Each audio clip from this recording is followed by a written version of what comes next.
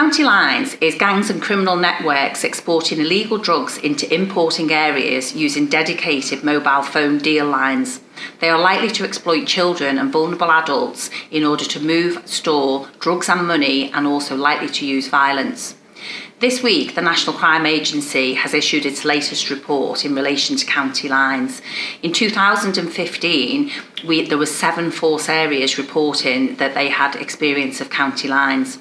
By the November 2017 report, we had all 43 forces experiencing county lines, and by that time it was estimated that there were 720 lines in use. By the 2018 report that we've just published, we now know that there's 2,000 lines in use. Whilst this is a significant increase, it isn't an increase necessarily in the problem, it's an increase in our understanding. We now understand county lines much better than we once did, because we have the National County Lines Coordination Centre, which is a joint unit between the NCA and NPCC. In that unit, we have people receiving returns from force on a month-by-month basis, and we're using that intelligence so that we have the richest picture we possibly can, and we know more about county lines, and our strategic assessment is the best that it's ever been. This, of course, enables us to be much more structured in how we respond operationally and be more focused on those that are causing the greatest harm.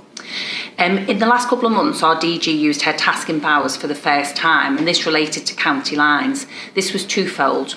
First of all, it was to ensure that forces were replying when they should be and giving us the information that we needed. We are pleased to say that in January 2019, we now have 100% compliance in the return of that data. The second part of her tasking was to ensure that forces, when they received county lines from the coordination centre, were prioritising them as they should do. 2 such packages have gone out in recent times, and again forces are taking action, and ROCUs and forces are working together to try and tackle the problem that is county lines. In the last week, we've done an intensification period. This is the 3rd of its kind, and each time the intensification takes place, the results get better.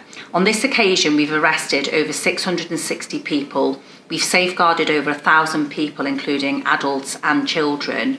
We've achieved results in relation to visiting cuckoo premises, which is premises where county lines offenders are using people's homes to actually sell drugs and conduct their legal activity.